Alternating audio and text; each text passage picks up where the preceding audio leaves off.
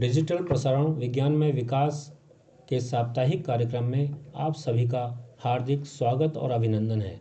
मैं हूं दिनेश चंद्र शर्मा। प्रस्तुत हैं विज्ञान में समाचार। भारतीय विज्ञान संस्थान और वायुमंडलीय एवं महासागरीय विज्ञान केंद्र CAOS के साइंस जर्नल में प्रकाशित एक शोध में दावा किया गया है कि पिछले 100 वर्षों में भारत में सूखा पड़ने की आधी प्राकृतिक त्रासदी का कारण उत्तरी अटलांटिक से उठने वाली हवाएं हो सकती हैं। आमतौर से ग्रीष्म ऋतु के बाद पर्याप्त मानसून नहीं आने से देश के कई भागों में सूखा पड़ता है और इसका कारण अल निनो को मान लिया जाता है। शोध के अनुसार विगत 100 वर्षों में सूखे की 23 बड़ी घटनाएं हुई हैं। इनमें से 10 तब हुई जब अल निनो हुआ ही नहीं था।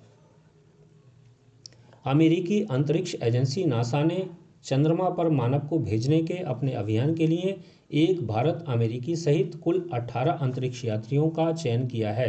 इनमें से 9 महिलाएं हैं। नासा उन्हें अपने आर्टेमिस चंद्र अभियान के लिए प्रशिक्षित करेगा। केंद्रीय प्रदूषण नियंत्रण बोर्ड ने यमुना नदी में प्रदूषण और झाग पर चिंता व्यक्त की है। बोर्ड यमुना नदी और उसमें बहने वाले नालों के पानी की गुणवत्ता की निगरानी करता है। यमुना नदी में बहने वाले 22 नालों की निगरानी में 14 नालों सोनिया विहार, नजफगढ़, शास्त्री पार्क व शाहदरा आदि जो इस्तेमाल में नहीं हैं, उन नालों में गंदा पानी बहता दिखाई पड़ा।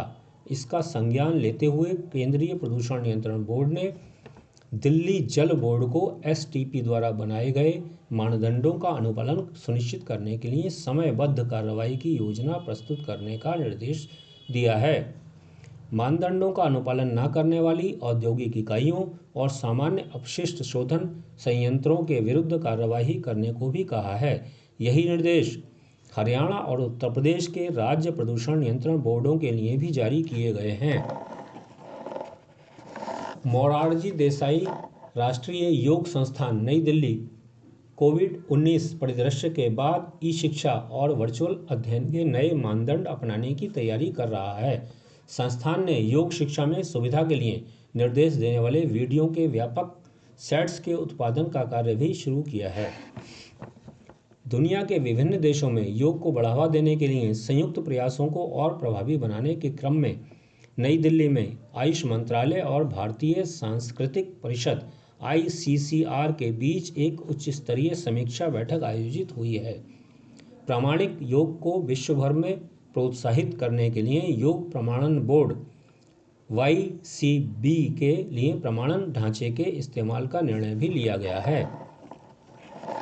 केंद्रीय वन और जलवायु परिवर्तन मंत्री प्रकाश जावड़ेकर की अध्यक्षता में केंद्रीय चिड़ियाघर प्राधिकरण की 37वीं आम सभा की बैठक में 2 नए चिड़ियाघरों बिहार के नालंदा में राजगीर चिड़ियाघर सफारी और उत्तर प्रदेश के गोरखपुर में शहीद अशफाकुल्ला खान उद्यान को मान्यता प्रदान की गई है। भारत के 4 वैश्विक जैव विविधता हॉटस्पॉट में से एक गोवा में पश्चिमी घाट पर वैज्ञानिकों ने भारतीय मुरेन ग्रास की एक नई प्रजाति की पहचान की है। इसे पारिस्थितिकी और आर्थिक दृष्टि से महत्वपूर्ण उपलब्धि माना जा रहा है। वैश्विक स्तर पर 85 प्रजातियां इंचमम से जानी जाती हैं। इनमें से 61 प्रजातियां विशेष रूप से हमारे देश में पाई जाती हैं। विज्ञान और प्रौद्योगिकी विभाग का पुणे स्थित स्वायत्त संस्थान अमरकर अनुसंधान संस्थान पिछले कुछ दशकों से पश्चिमी घाट की जैव विविधता की खोज कर रहा है। राष्ट्रीय हरित प्राधिकरण NGT ने अपने उस आदेश की समीक्षा करने से इनकार कर दिया है जिसमें उत्तर प्रदेश सरकार द्वारा 1215 लकड़ी आधारित उद्योगों को जारी प्रोविजनल लाइसेंस रद्द कर दिए गए थे। NGT प्रमुख न्यायमूर्ति AK गोयल ने कहा है कि लाइसेंस जारी करने के लिए लकड़ी की उपलब्धता को लेकर सरकार का अनुमान वास्तविकता पर आधारित नहीं है। श्रोताओं को बता दें कि NGT ने एक गैर सरकारी संगठन उदय एजुकेशन एंड वेलफेयर ट्रस्ट की ओर से दाखिल याचिका पर 18 फरवरी 2020 को उत्तर प्रदेश सरकार द्वारा लकड़ी उद्योगों के लिए जारी प्रोविजनल लाइसेंस रद्द कर दिए थे। आईआईटी गांधीनगर के वैज्ञानिकों ने रॉकेट के ईंधन को हल्का करने के लिए नया एडिटिव बनाया है। एडिटिव ऐसे पदार्थ होते हैं जिन्हें किसी अन्य पदार्थ में मिलाकर उसकी क्षमता को बढ़ाया जा सकता है। वैज्ञानिकों का दावा है कि इस ईंधन में मिलाने से रॉकेट ज़्यादा भारी उपकरण व उपग्रह अंतरिक्ष में ले जा सकेंगे। थर्मोकेमिका एक्टा जर्नल में प्रकाशित रिपोर्ट के अनुसार यह एडिटिव रॉकेट को ज़्यादा शक्ति से उठने में भी मदद कर सकता है। कोरोना महामारी के प्रभाव के कारण अंतरिक्ष में मानव को भेजने के पहले भारतीय मिशन गगनयान में 1 साल की देरी हो सकती है। भारतीय अंतरिक्ष अनुसंधान संगठन इसरो के अनुसार गगनयान से पहले 2 मानव रहित मिशन अंतरिक्ष में भेजे जाने की योजना है। पहला मानव रहित मिशन दिसंबर 2020 तथा दूसरा जुलाई 2021 में भेजा जाना था। फिर 2021 में गगनयान को अंतरिक्ष में भेजे जाने की योजना थी, किंतु इस मिशन में 1 वर्ष का समय और लगेगा। कोरोना महामारी के चलते दुनिया भर में लोग तनाव बढ़ने, खान पान बिगड़ने और नींद की कमी का सामना कर रहे हैं। जर्नल ओबेसिटी में प्रकाशित अमेरिका के लुसियाना के पेनिंगटन बायोमेडिकल रिसर्च सेंटर द्वारा अप्रैल से मई के बीच किए गए एक वैश्विक सर्वे में यह तथ्य सामने आया है। इस सर्वे में अमेरिका, कनाडा, ऑस्ट्रेलिया और ब्रिटेन सहित 50 देशों के 7,750 लोगों को शामिल किया गया था, जिनकी औसत आयु 51 वर्ष थी। ज्ञात हुआ है कि महामारी से लोगों में पैदा हुई घबराहट और चिंता के चलते लोगों ने खूब जंक फूड खाया है और उनकी व्यायाम की आदत छूट गई है। इस सर्वे से मालूम हुआ है कि 33% लोग ज़्यादा मोटे हो गए हैं तथा 44% लोगों को नींद की कमी का सामना करना पड़ रहा है। दरअसल लॉकडाउन में लोग स्ट्रेस ईटिंग का शिकार हुए हैं, अर्थात तनाव के कारण उन्हें पेट की भूख नहीं अपितु मन की भूख को शांत करने के लिए ज़्यादा भोजन खाया है। मध्य प्रदेश के उज्जैन में स्थित जीवाजी वेधशाला जंतर मंतर में नक्षत्र वाटिका बनाई जा रही है, जहां ब्रह्मांड के रहस्यों को समझा जा सकेगा। इस नक्षत्र वाटिका में सूर्य सहित सभी 8 प्रमुख ग्रहों, 12 राशियों और 27 नक्षत्रों के स्थायी मॉडल जमीन पर बनाए जा रहे हैं। इन ग्रहों का परिक्रमण पथ, स्टार ग्लोब और वर्ल्ड क्लॉक भी बनाई जा रही है। उक्त वाटिका को देखकर लोग ग्रहों के आकार, राशियों और नक्षत्रों के संबंधों को आसानी से समझ सकेंगे, साथ ही इनसे जुड़े रहस्य भी जान सकेंगे।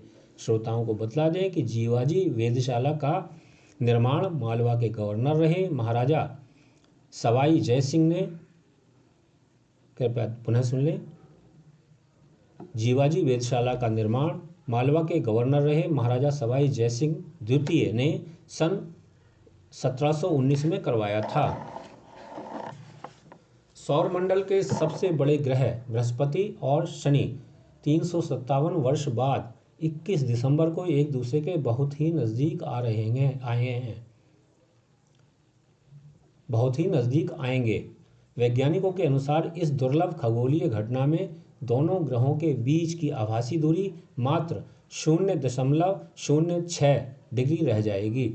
यद्यपि इनकी भौतिक दूरी लगभग 73.5 करोड़ किलोमीटर होगी। कोलकाता स्थित MP बिड़ला तारामंडल के निदेशक देवी प्रसाद दौरी ने बताया है कि ये दोनों ग्रह इससे पहले 1632 में इतने करीब दिखे थे। आगामी 21 दिसंबर के बाद यह दुर्लभ संयोग 15 मार्च 2080 में आएगा। भारतीय अंतरिक्ष अनुसंधान संगठन इसरो अपने संचार उपग्रह CMS-1 के प्रक्षेपण आगामी 17 दिसंबर को श्रीहरिकोटा स्थित सतीश धवन अंतरिक्ष केंद्र से करेगा। इस संचार उपग्रह को ध्रुवीय उपग्रह प्रक्षेपण वाहन PSLV C50 द्वारा प्रक्षेपित किया जाएगा। अंतरिक्ष एजेंसी का कहना है कि संचार उपग्रह CMS-1 एक्सटेंडेड सी ब्रांड में सेवा उपलब्ध कराने के उद्देश्य से तैयार किया गया है, जिसके दायरे में भारत की मुख्य भूमि, अंडमान निकोबार और लक्षद्वीप समूह होंगे। ग्लोबल कंसल्टेंसी सिस्टम (IQ) की एक रिपोर्ट द पेरिस इफेक्ट में कहा गया है कि पेरिस जलवायु समझौते से दुनिया की अर्थव्यवस्था में सुधार होता दिखाई पड़ रहा है। इस समझौते के 5 साल पूरे होने के उपलक्ष्य में जारी इस रिपोर्ट में बताया गया है कि कम कार्बन उत्सर्जन करने वाले उपक्रमों में निवेश बढ़ रहा है। केंद्रीय प्रदूषण नियंत्रण बोर्ड ने दिल्ली मेट्रो तथा केंद्रीय लोक निर्माण विभाग सहित 8 एजेंसियों द्वारा दिल्ली NCR में अपने निर्माणाधीन स्थलों पर उचित धूल प्रबंधन उपाय न अपनाने पर सख्त रुख अपनाते हुए नोटिस जारी किया है। बोर्ड ने भवन निर्माण, विध्वंस अपशिष्ट और धूल प्रबंधन से जुड़े मानकों का सख्ती से पालन करने को कहा है। राष्ट्रीय बाल विज्ञान कांग्रेस के समाचार। उत्तर प्रदेश राष्ट्रीय बाल विज्ञान कांग्रेस के राज्य समन्वयक डॉक्टर सत्येंद्र कुमार सिंह ने राष्ट्रीय विज्ञान एवं प्रौद्योगिकी संचार परिषद, विज्ञान एवं प्रौद्योगिकी विभाग, भारत सरकार के साथ हुई उनकी बातचीत के हवाले से बताया है कि कोरोना महामारी के खतरे के मद्देनज़र इस वर्ष जिला स्तर पर 200 के स्थान पर केवल 100 प्रोजेक्ट्स अनिवार्य हैं। साथ ही प्रत्येक जिले से राज्य स्तर के लिए कुल 5 प्रोजेक्ट्स का चयन करने का सुझाव भी दिया है। जिला समन्वयकों को दिए गए सुझावों में डॉक्टर सिंह ने कहा है कि जिला स्तरीय आयोजन की तारीखें शीघ्र सुनिश्चित कर ली जाएं तथा सभी प्रोजेक्ट्स की PDF अपने अथवा जिला अकादमिक समन्वयक के मेल पर मंगवा लें। जिला अकादमिक टीम द्वारा स्क्रीनिंग करवाकर 15 से 20 प्रोजेक्ट्स सर्वोत्तम प्रोजेक्ट्स का प्रस्तुतिकरण करवा लें। उन्होंने प्रस्तुतिकरण प्रक्रिया में सामाजिक दूरी बरतने व मास्क का उपयोग सुनिश्चित करने की सलाह भी दी है। राष्ट्रीय विज्ञान एवं प्रौद्योगिकी संचार परिषद, विज्ञान एवं प्रौद्योगिकी विभाग, भारत सरकार के निदेशक डॉक्टर सुजीत बनर्जी ने बतलाया है कि राष्ट्रीय बाल विज्ञान कांग्रेस की गतिविधियों को मॉनिटर करने वाली नेशनल एकेडमिक कमेटी के लिए आगामी 3 वर्षों के लिए अध्यक्ष और उपाध्यक्ष नियुक्त किए गए हैं। महाराष्ट्र से डॉक्टर ललित शर्मा को अध्यक्ष तथा पश्चिमी बंगाल से पुलिन बिहारी चक्रवर्ती को उपाध्यक्ष नियुक्त किया गया है। केरल में राज्य स्तर पर 28वीं राष्ट्रीय बाल विज्ञान कांग्रेस के आयोजन के संबंध में डायरेक्टर ऑफ जनरल एजुकेशन की ओर से एक परिपत्र जारी किया गया है। परिपत्र में जिला स्तरीय कार्यशालाओं, प्रोजेक्ट निर्माण, जिला व राज्य स्तरीय आयोजनों हेतु समय सीमा बतलाते हुए सभी कार्यक्रमों को समय पर संपन्न करने हेतु निर्देशित किया गया है। उत्तर प्रदेश में मिर्जापुर के जिला समन्वयक श्री सुशील पांडे ने बतलाया है कि जिला स्तरीय बाल विज्ञान कांग्रेस का आयोजन आगामी 26 और 27 दिसंबर को होगा। कोरोना महामारी के खतरे को दृष्टिगत रखते हुए इस वर्ष यह आयोजन ऑनलाइन आयोजित किया जाएगा।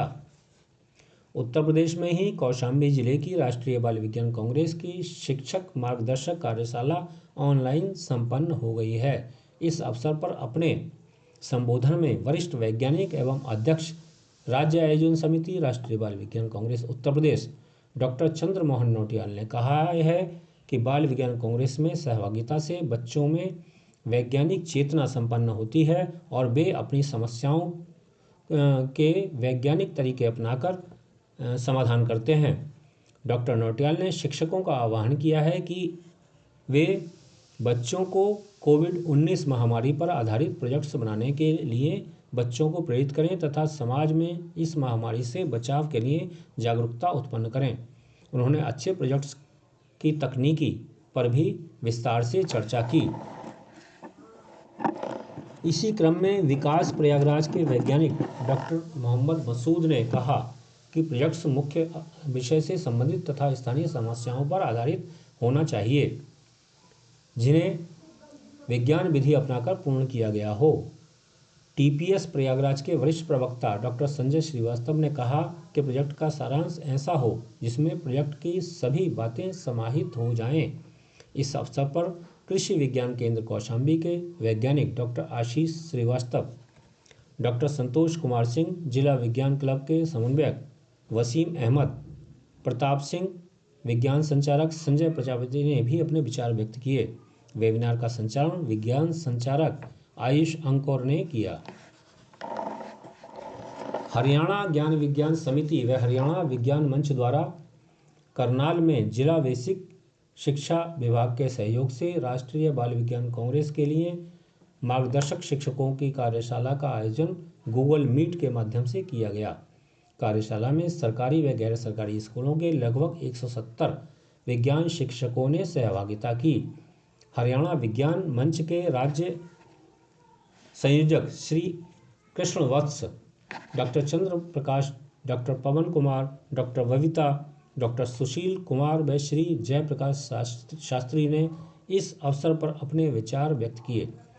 कार्यशाला की अध्यक्षता जिला शिक्षा अधिकारी राजपाल चौधरी ने की। समिति के सचिव श्री राम मेहर ने सभी को धन्यवाद दिया।